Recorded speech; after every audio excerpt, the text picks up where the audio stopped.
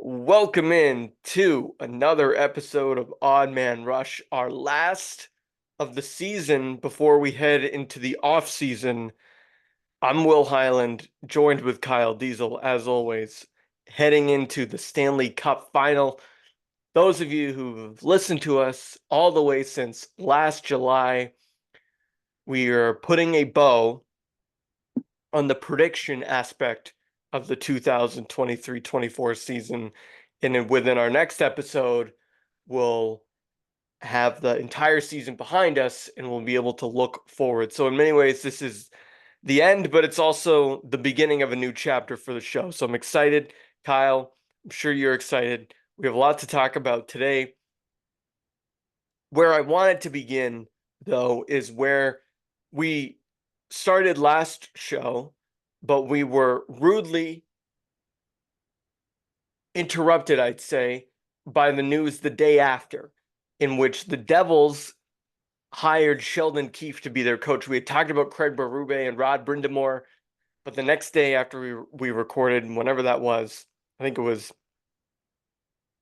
2 weeks ago, um, Sheldon Keefe was hired. So Kyle, without further ado, welcome to the program. How are you, and what do you think about Sheldon Keefe? I'm doing all right, and I'm excited. I'm excited the Devils jumped on this opportunity as soon as he let go. They didn't just let him simmer around a little bit, let other teams take advantage. No, they grabbed the best coach available and took full advantage. I think it's just perfect for him. I think what he did in Toronto was great. I think he did a great job in Toronto. Look what he did with Austin Matthews, Nylander, brought in great talent. I think he has the potential to go on and be a great coach. I think for the Devils and the fans, I think this is great. He's going to have a great young team to work with. And compared to Toronto, I think now this is officially his team with Mr. Fitzgerald. I think it's their team together to work together to get done because Fitzgerald is probably one of the best GMs, I would say, right now in the NHL. And I think this is his time to prove himself. And I think he's going to do that. He's got the money to use too, compared to when in Toronto he didn't have the money. Now he has money to go spend where it's needed, and I think this is going to show us if he's truly capable of taking this kind of team to next level. I would love to see personally him take them further than the Maple Leafs in the next 2 or 3 years, which I think would be awesome. Which then would prove our point of what we've talked about before, that it wasn't him being the issue; it's something else going on deeper in the organization. Yeah, I mean, I'm on board with most of that. I think the Harris Blitzer group that owns the Devils, of course, they are very keen on having a sound structure. If you look at the way that they run, I believe the 76ers and some of the other teams that they own, they have this strong president, strong coach sort of relationship, and I think that's something that Fitzgerald and Keefe can build in Jersey. You're right. He'll absolutely have less pressure on him, I think, in New Jersey than he did in Toronto. In Toronto, you're dealing with all those superstars you mentioned. You're dealing with the media. You're dealing with the fan bases.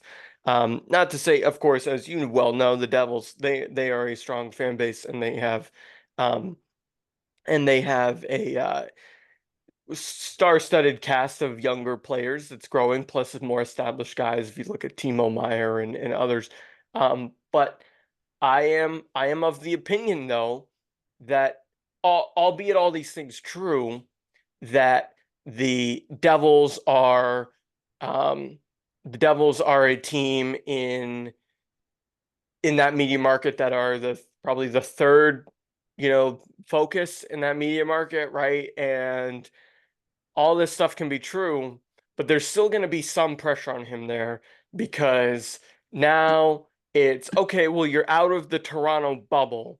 What can you do with Jack Hughes and all the other players that New Jersey has? Yeah, no, it's a great question. I mean, like I said, I didn't say it was like a scapegoat for him. It's just the way for him to kind of prove himself more. Like I said, I think he has more options being in New Jersey. Like I said, he has more money, more cap space to work with. And I think compared to, no offense to Toronto, I think Jersey's an upcoming place that players want to go versus Toronto, I would say, in the last few years, just because of the young talent they have coming in and just like what he's bringing to this team right now is to be competitive and to play for a playoff contender, not to sit back and relax and rebuild, which is what as fans want, because this team was in the playoffs 2 years ago. And for them to miss it this year, it's very unfortunate. And like we've talked about, the biggest issue they have is goaltending. Well, now you have the money, and now you have the coach who can go out and get a goaltender to support this cast of players. Yes, they are still very young, but I think if they're able to get their mindset turned around, he can do it. I think he's the guy who's going to establish it. He did it in Toronto. He established that winning culture. Unfortunately, he just never got past the second round. So I think for him to be able to come here to New Jersey and help this team become successful, understand what it's like to win. I think that's the issue, is they're so young. And a lot of these guys don't really know what success is. I mean, look how many times anyone on the Devils team has made it to the playoffs. And the only few players left on the team would be, I think Palazzi only won, and Timo Meier a few games the Sharks, but I think won 2 Stanley Cups down in Florida. So he's the only most experienced player. None of these other guys have really had a taste of what it's like to get to that next level. And I think this bring him in is what's going to get them to that next level. So this is a great time for him to show himself, a great time for New Jersey to kind of make that stride that they're going to be able to compete with the Rangers, the Panthers in the next few years or so. Yeah, I mean the door is sort of open in that division. If you take out the obvious Ranger 400-pound elephant in the room, or gorilla in the room, whatever phrase we're supposed to use there. The question I have for you is the last question on the Devils. Um, you have New Jersey, you have Carolina, of course, we cannot forget about, even though they're going to look slightly different. The Islanders, the Penguins, the Capitals, other teams in that division. Where do you see them finishing next year? I know it's early, and I know we haven't gone into the offseason, but do you think Sheldon Keefe's the kind of coach that can quickly turn that team from a near playoff contender back into somebody that plays in April and May? Ooh, that's a great question. If he's able to solve the goaltender, and I mean, there's 3 issues I see going into next year. It's goaltending, of course, number one. Figure out your defense. I've talked to my dad about it, and we agree that we should have kept like Ryan Graves, another veteran. We have so much youth on our defense. We can't have. We had 2 rookies playing on the same line. We saw how that went. Didn't work out too well. Next year will be their second year.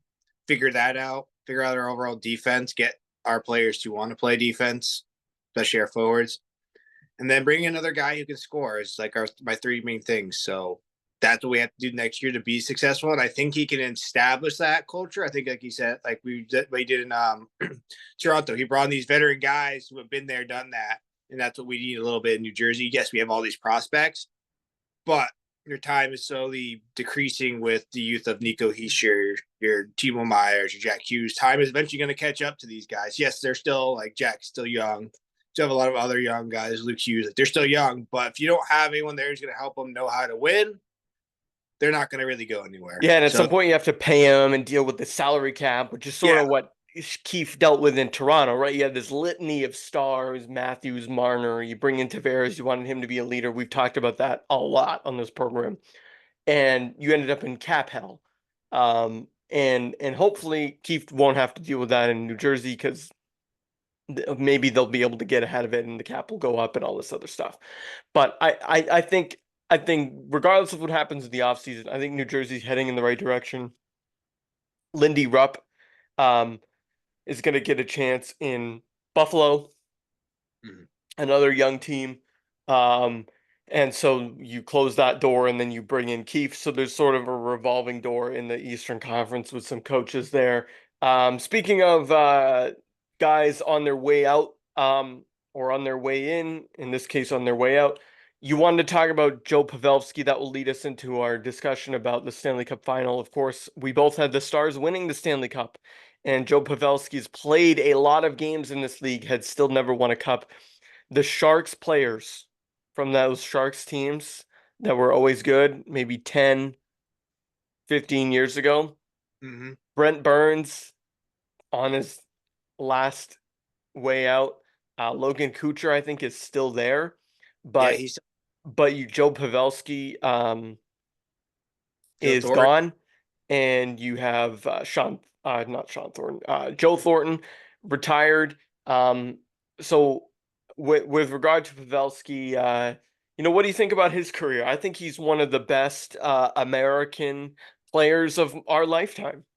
No, he truly was. I think he just was never put in a good situation to get to that next level. I think he's been to what, two or three Stanley Cup. I mean, I think he's been in good situations. He's just been on teams that have come up just short. Yeah, and that's just the unfortunate part. I mean, look at how many teams have fallen short. I mean, look at the decades of the 2010 to 2020 when you saw basically the Blackhawks or the Kings go every single Or year. the Penguins. I Or the think you Penguins had the too. Yep, but really, I think you had a series where, or situation where the Penguins won in like '09, 16, Mhm. and 17. And then in like 10, 13, and 15, you had the Blackhawks. Then you had the Kings in 12 and 14. Next thing you know, you've basically gone through the entire decade, and the Bruins won in 11, and the Caps and Blues won in 18 and 19, respectively. But that was it for that entire decade. You had basically 3 or 4 Stanley Cup champions. Um, so yeah, it was hard to win. And so I think that's what Pavelski ran into. But you look at his career, the gold medal game in Mhm. 2010 fell short. They didn't medal when he was on the Olympic team in 14. He lost the Stanley Cup with the Stars in 2020, and then Yep. also in 17 with the Sharks, or 16, one of those years. I think it was 16 with the Sharks, 17, I think the When Penguins they play Predators. But the Penguins beat the Sharks in 16, and so he was on that team. So Joe Pavelski had a great career. I think in my opinion, I'd put him up there since 2010, 2005. Put him up there with Patrick Kane. Put him up there with um, uh, Jamie Langenbrunner, Mhm. uh, or who are some other great American players, Phil Kessel. He's in that conversation. Your boy Zach Parise. I think it's really too bad. Zach Parise is another guy. He's lost Stanley Cups. Not Stanley. Has he lost? I don't. He's lost a lot of playoff games. He lost the He's Stanley Cup when he was on the Devils in 2012 to the Kings. That's right. Okay, thank you. Yeah. And he's lost the Olympic gold medal. Yeah, I mean, some of these guys, they've just played in so many games, and they just that's the excruciating thing about hockey. And this is actually a good discussion. You lead to this, you go to the situation where you have these two teams that we fell in love with in throughout the course of the playoffs. The Dallas Stars, the New York Rangers. They had great goalies. Probably Mhm. two of the 5 best goalies in the league played on those two teams, and yet they didn't make it to the Stanley Cup final. You have players on both sides, like Tyler Seguin won a Stanley Cup when he was 19. He's now what, 32 or something? And it's just wild. It's wild um how this sport can give and it can take away so gruesomely. So um when with regard to the Dallas Stars, man, what went wrong? Why is Pavelski hanging him up and not playing for a cup this week? It's just so. I think I didn't see it. I didn't like what you talked about in the last podcast. The Oilers just got that fire from that last round. Moving forward, I think that's what propelled them. They were just more hungry than Dallas wanted to be.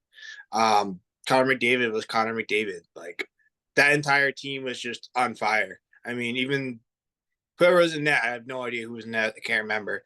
But goaltending was spectacular. Like they just played out of their mind. Like it was just another level. And now we finally get to see McDavid in the Stanley Cup. We didn't think he was going to get here this year. We did not think this Oilers team was going to get here.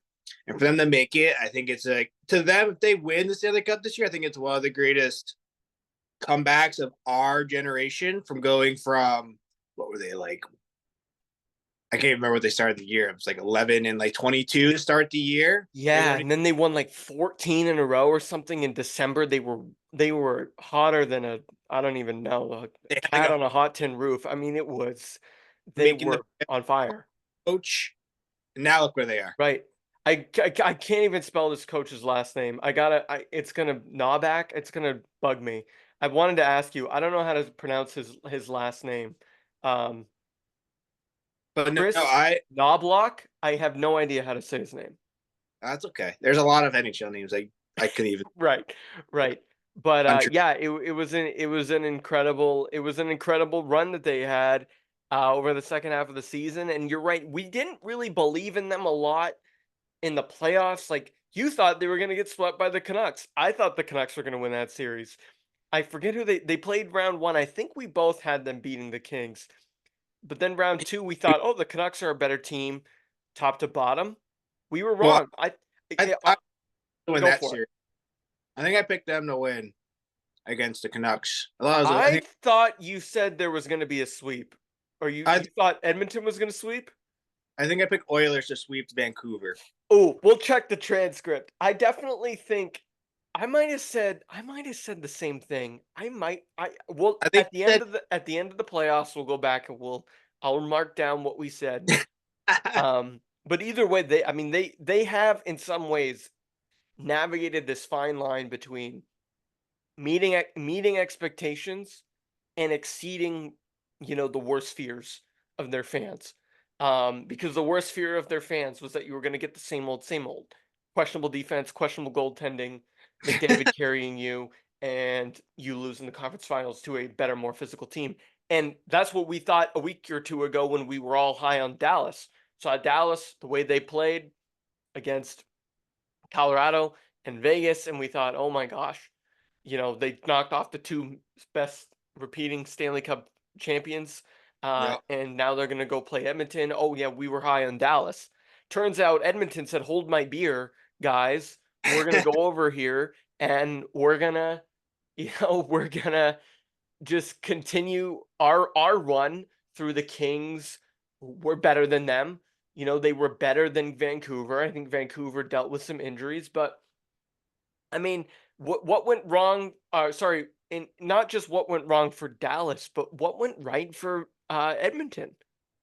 Oh gosh, great question. I mean, I think for Edmonton, they were just like I said, they were more hungry. They were a lot more physical. They were pressuring the Stars almost.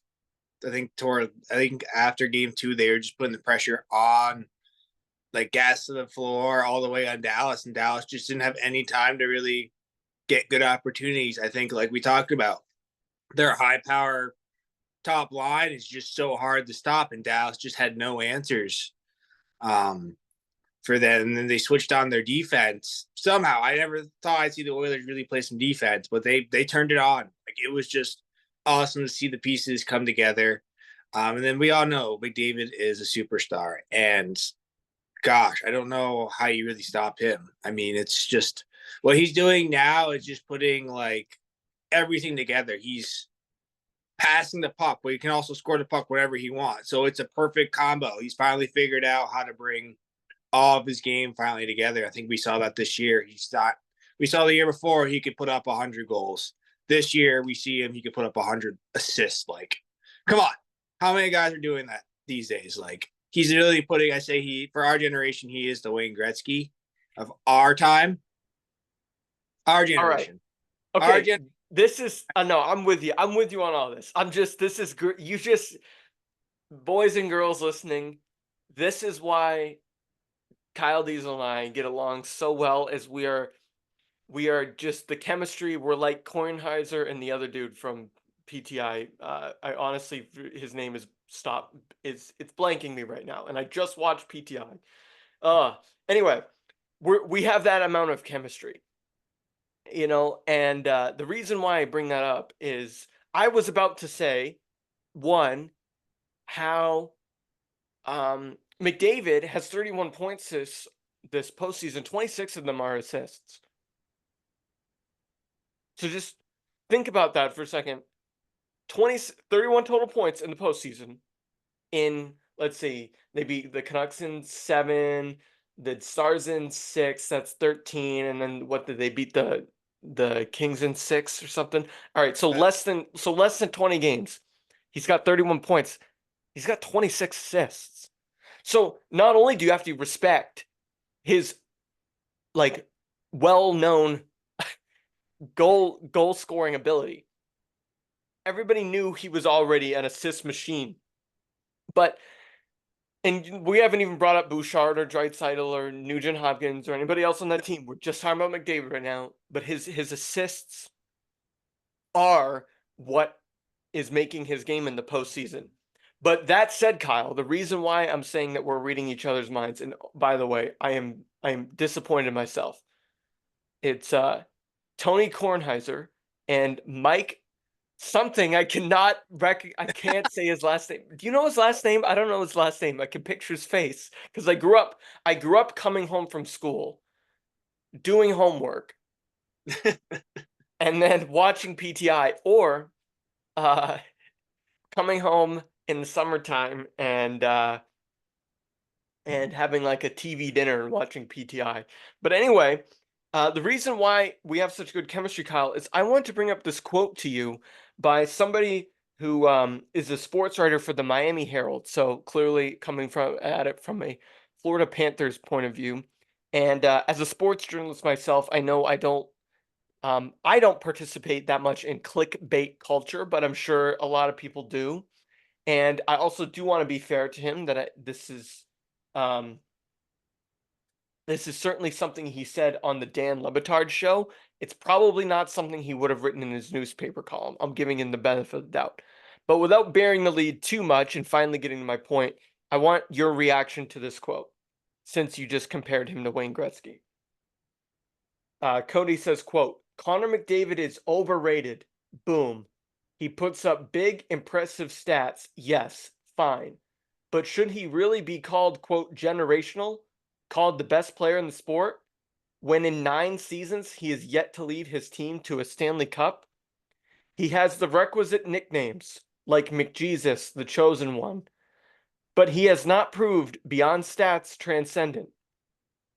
Not able to lift a franchise to ultimate heights. Therefore, I'm paraphrasing now, Mick overrated. Your Wow. thoughts? I mean, he's not wrong. If you look at, I would take it from the Americans fan analyst perspective. Here in the States, it's all about winning. He has it there 100%. But I'm talking just pure talent wise. There's no other play. Yes, Crosby, Ovechkin, phenomenal, great players. I say the closest next would be Sidney Crosby up there. Yes, he'd be up there, I would say.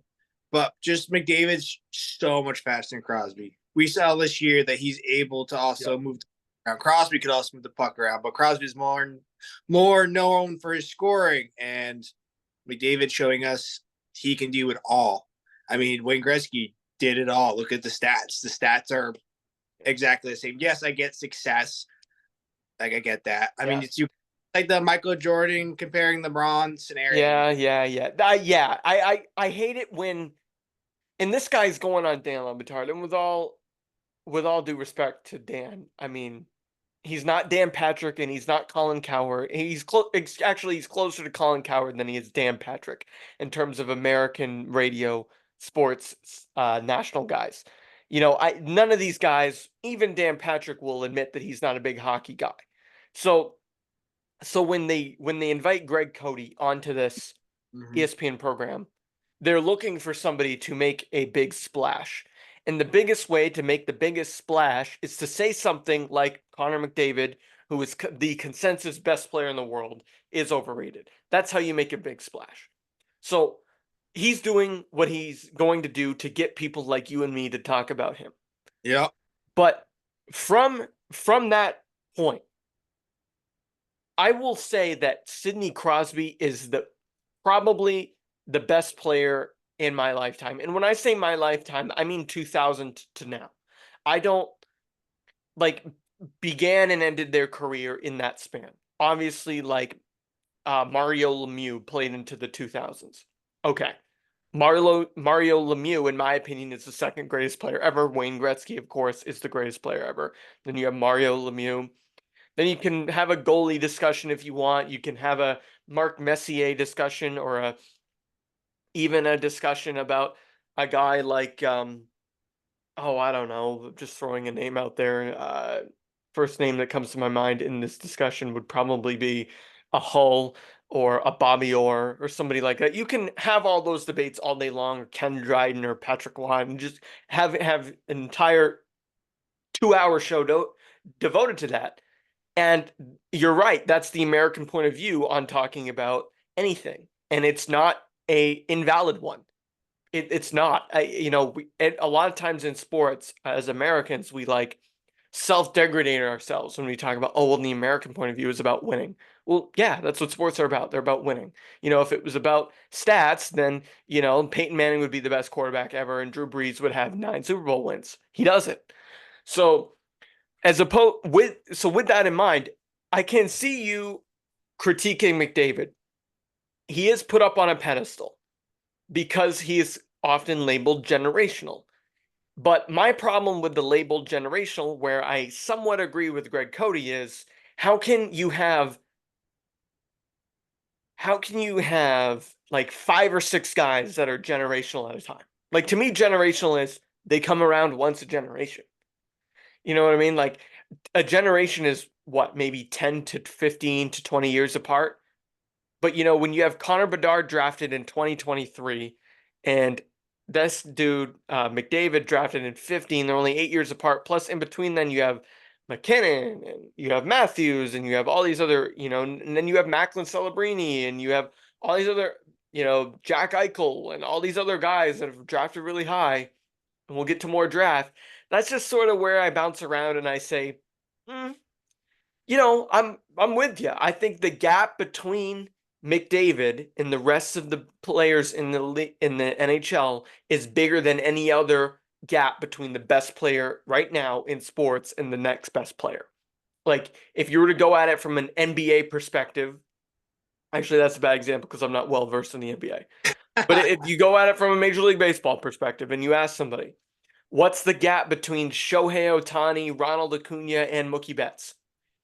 In my opinion, if Shohei's kind of hurt, so you can't really talk about pitching with him, I'd say the gap is small between all those guys.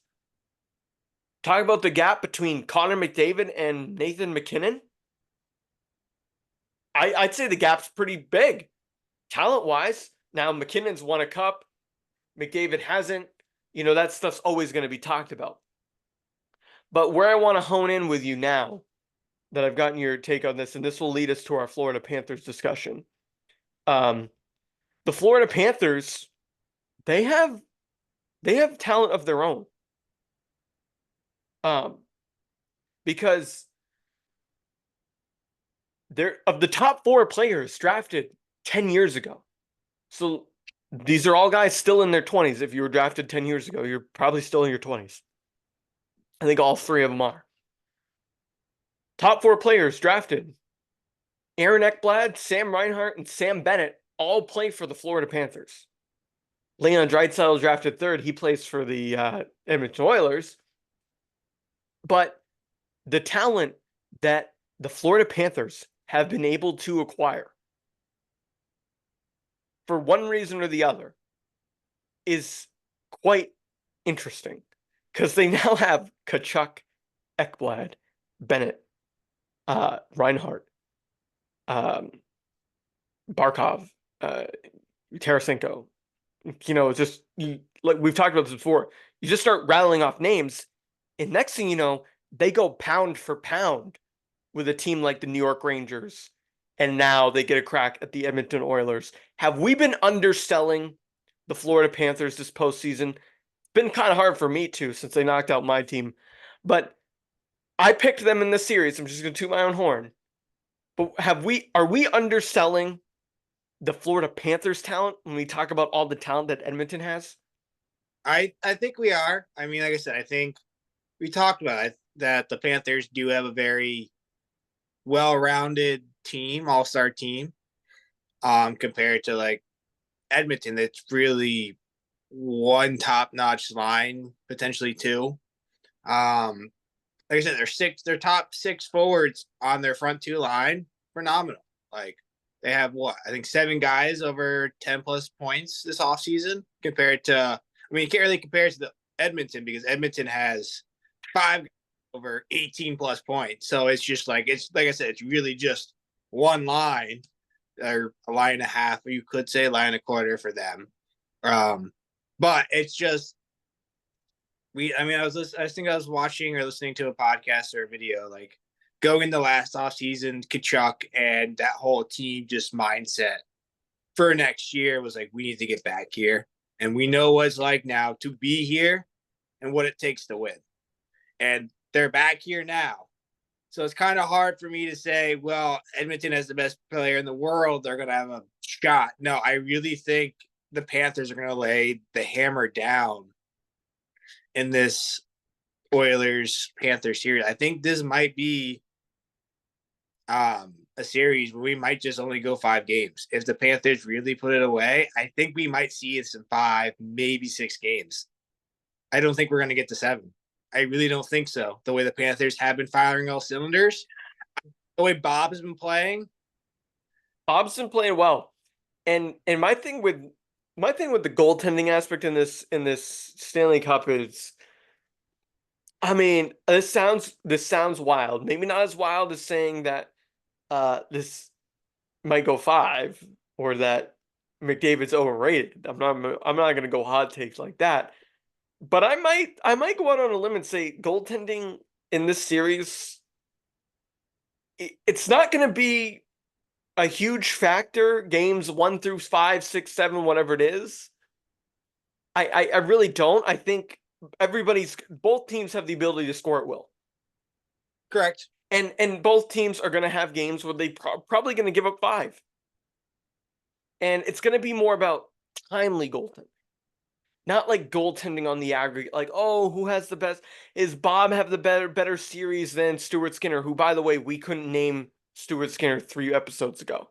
So I'm not going to pretend to tell you that he's going to be some big X factor. He has played well, and he's risen to the occasion. But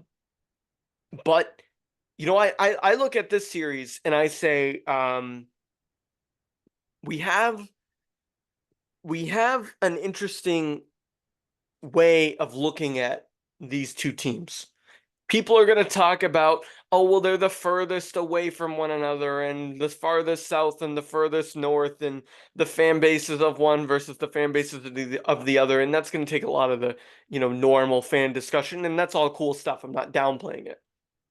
But to me, I'm sort of with you. Like, picking who's going to win the series is like picking which of the Baywatch actors. Never mind.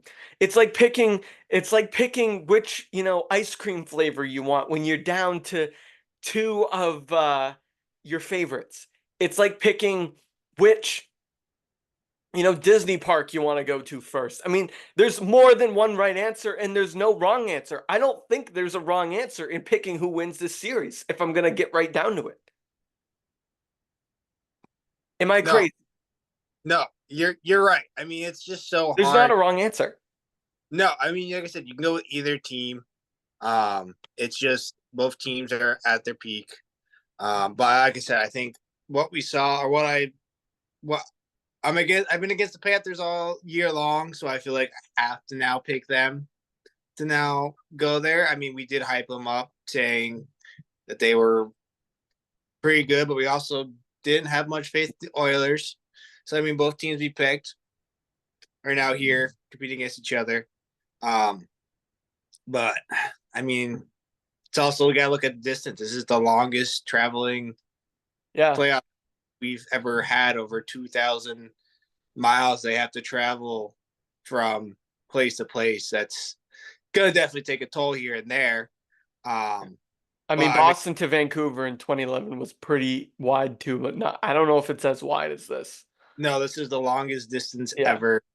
They're talking about, and then we had. Well, you saw New Jersey, LA in 2012 too. Yeah, that was far, but and still. I think that hurt the Devils. I was listening to NHL radio earlier, and they were saying the same thing. There's really, how much do you put into the distance? Because the Bruins won Game 7 on the road after doing all that traveling in 2011. And then in 2012, the Devils, I mean, that's what allowed New Jersey to win, LA to win. They had great goaltending from Jonathan Quick, but they also had, they had the home ice. Yeah, I don't think there's a wrong answer. I said that. I just want to make sure I don't miss any of my notes here. Um, I think if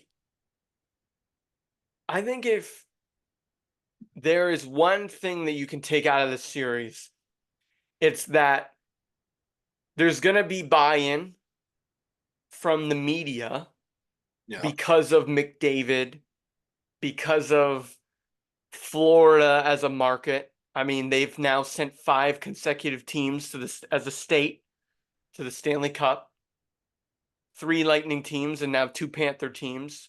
Mm-hmm. There's going to be talk about Canada all being behind the Oilers. To be honest, anyone who says that's a moron. No. No, There, it, nobody in Vancouver or Calgary is rooting for the Oilers, and I doubt anybody in Toronto is rooting for the Oilers. They might be rooting for McDavid because he's one of their own, yeah.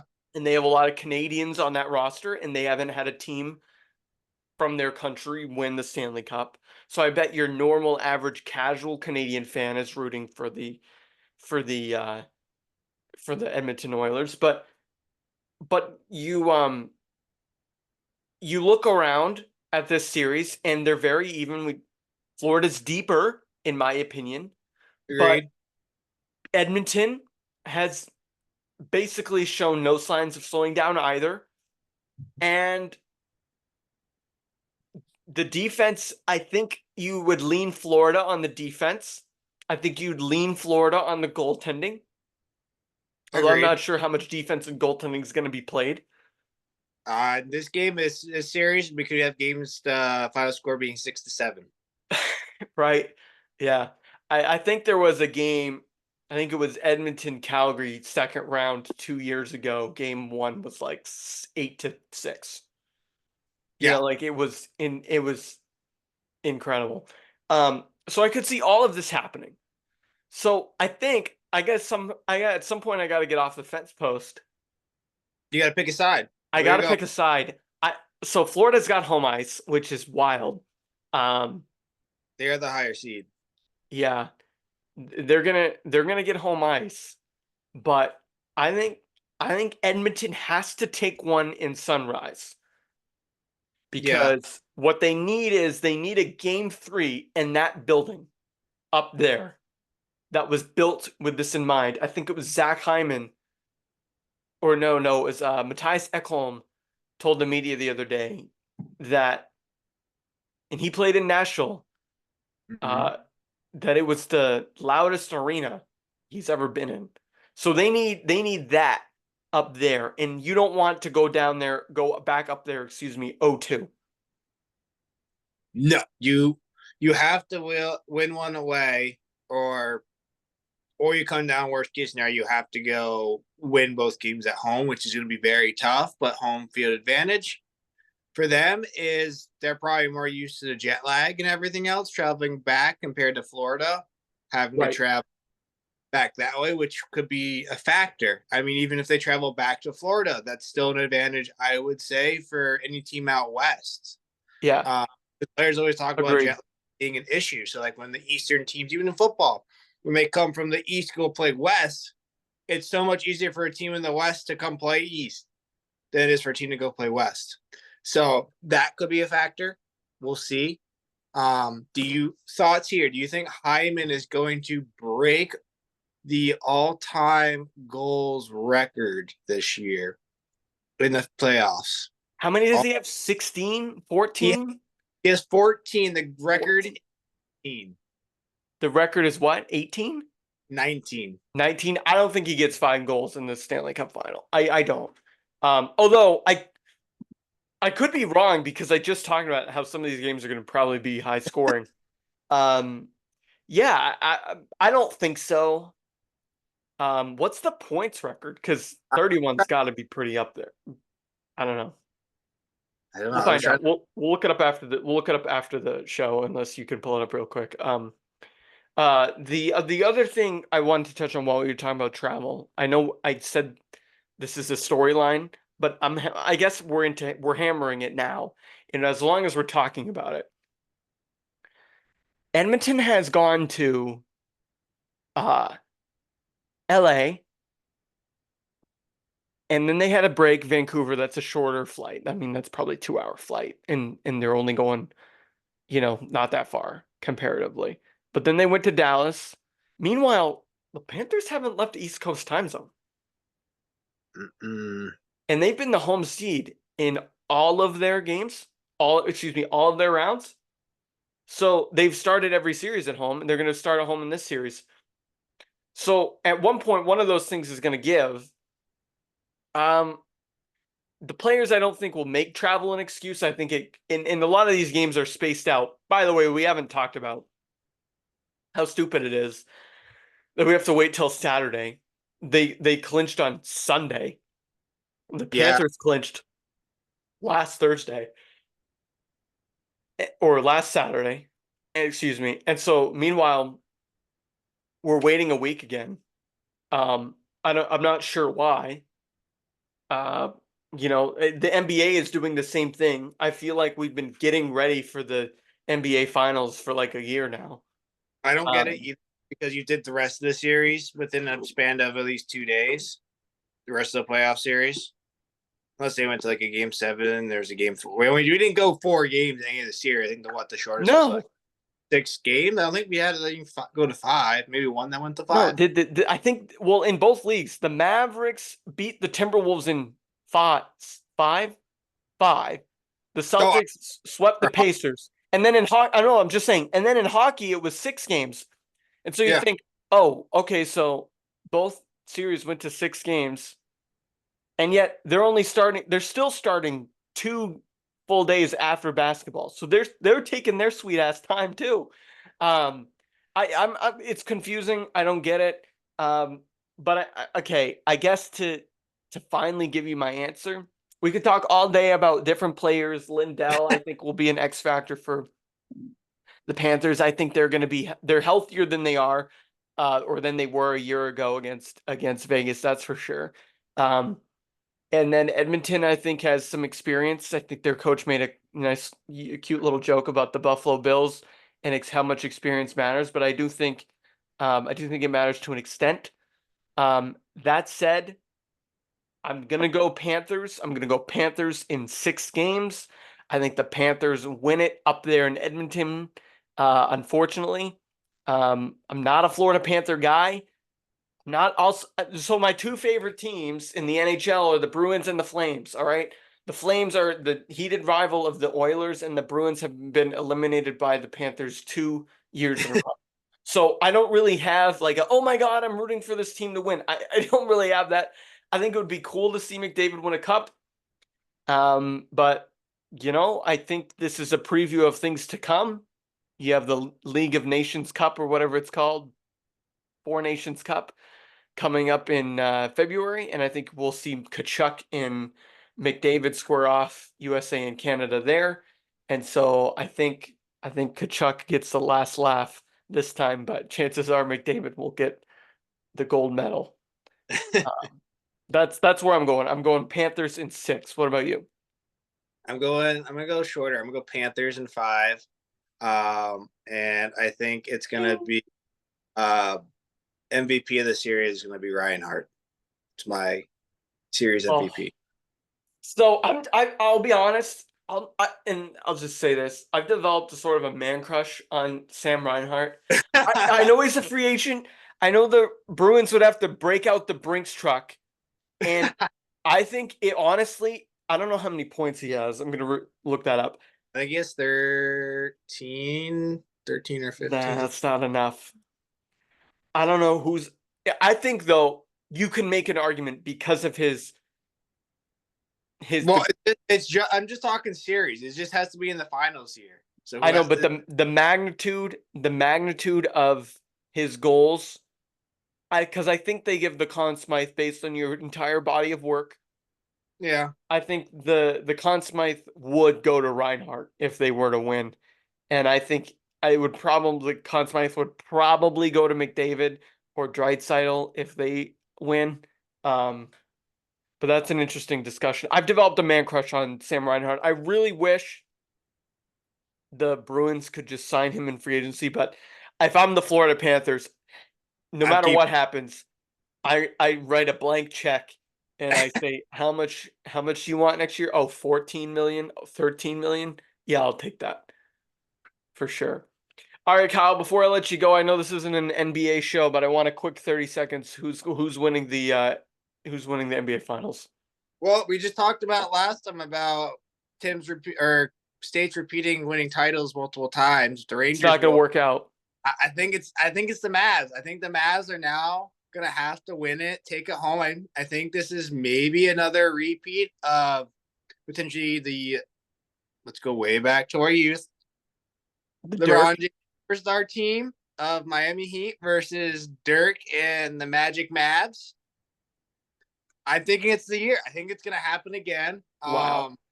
Just because I'm not a hater on the Celtics. I just love to be proved wrong until I'm proven wrong. Let's see what happens. I want to see this is the true test for Tatum and Brown and the company. I think the Mavs probably one of the hottest teams coming out of the West. They're there in the finals. No one Well thought they'd said. been there. And I think their team chemistry is just phenomenal. The way I watched a couple of their games. I'm not a big NBA fan. But their ball movement, phenomenal. Same with the Celtics. So I think it should be a fun, even matchup all the way around. Plus, Jason Kidd has been there and already won a title before with the Mavs. So like he's comfortable where he is right there. And Luke is trying to make a name for himself. Kyrie's already also won himself, so he already knows what it takes to get there. So he can help Luka lead the way there. Unlike in Boston, they don't have anyone who's been there and done that, right? Besides Drew Holiday. So I'm thinking the Mavs are going to win it. That's just my take. I'm calling it. We're going to go to 7 games. So Mavs are going to win 7. All right, I like the feistiness there. I'm with you on the on the hot take as from a emotional perspective. I like the hot take. Here's my thing. First of all, you said to start the show, before we started recording, we were talking about where you live. You live within the city limits of Boston, and uh, we often joke with Cam when we have him on how, I don't get any Christmas cards from people in Toronto or Philly. Better be careful how loudly you say that you think the Mavs are going to win this series. Um, here's my take real quick here. I'm not a big basketball guy either, but I'm a sports history nut. And to me, there are certain teams throughout the history of sports that have an aura of invincibility or inevitability, I should say, in them. For example, the Kansas City Chiefs to me have an aura of inevitability. They're not always invincible. They lose regular season games. They have an ugly loss once in a while. But the past couple of years, we've seen that when push comes to shove, for lack of a better cliche, they find their way, they win a title. Similarly, the 2018 Red Sox in Major League Baseball. Anybody, Red Sox fan or otherwise, watch that entire year, they felt, okay, the Red Sox are a foregone conclusion to win the World Series as long as something drastic doesn't happen health-wise. All these things go throughout time. There have been anomalies to this, of course. In hockey, we see it a lot with the President's Trophy winner. We saw it with the Patriots in 2007. We've seen it in basketball with the Golden State Warriors going 73-9. But to me, there's something about the way the Celtics going 12-2 in this playoffs, going through this whole season, rebuilding their team. They're not the same team we've talked about in the past. Marcus Smart out the door, Rob Williams out the door, in the door. Porzingis, who looks like he's healthy enough to play. You also have Drew Holiday, who has won a championship. Joe Mazzulla is obviously a passenger to the players on the court, in my opinion.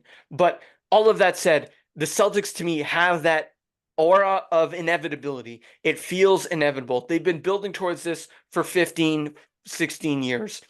They've been in, this is like year 7 or 8 of the we'll win next year sort of thing. They've had rough losses in the past to the Heat, to the Warriors, to the Bucks, to the Knicks, the Nets. But this year just seems like they have this thing about them, right? Like it's not just the Jason Tatum show. They're getting contributions from their bench. They're getting contributions from guys like Derek White, who a few years ago, a lot of people didn't want him on the Celtics. Now he's a key contributor leading them to a potential championship. So that's how I look at this Celtics team. They feel like an inevitable champion. And I hope for the people who live near us who are diehard Celtics fans and that we're dear friends with, I hope they get that deliverance because as a Bruins guy, I certainly haven't had it in my lifetime. They get to the finals, they lose. They get to the finals, they lose. The Celtics have done that, I think, in 2010 and in 2022. Um, but they sort of have a similar pathway as the Bruins have a win followed by two losses. But I think that I'm hoping for them that they get their championship because they seem like an inevitable team. So that's where I'm going to leave it. I'll go Celtics in 6. I've said it for months now. I don't think there's a team in the league that can beat them in a 7-game series, and that includes the Mavericks. Um, One big thing, last thing I'll say, Kyrie, Boston, there's going to be some drama there, whether anyone wants to admit it or not. We think the Caitlin Clark, Angel Reese stuff is some good basketball drama. It is. Just wait until you have Kyrie in Boston versus those fans. Kyrie can talk the talk the last week about how, he wasn't his best self back then. You put him there, you put a microphone in front of him with fans. We'll see. Anyway, Kyle, thank you. Next time we'll chat, we'll know the outcome of the NBA Finals, of course, but more importantly, to this show, we'll know what happens in the Stanley Cup. Any final thoughts? You know, what should I lead with next episode? Should I lead with who was wrong, or um should I lead with who was wrong in their predictions? Because we both have somebody different in the NBA, or should we lead with hockey? And since we both picked the Panthers, Oh gosh. Let's it's hockey. This is hockey. We're going with hockey. So we gotta all go with right, hockey. we'll end with who was wrong, and we'll lead with how we were either right or wrong as a group in the Stanley Cup. Let's go with that. All right, everybody, thanks for tuning in. This has been Odd Man Rush. That's Kyle Diezel. I'm Will Highland. We'll catch you next time. Thank you for tuning in.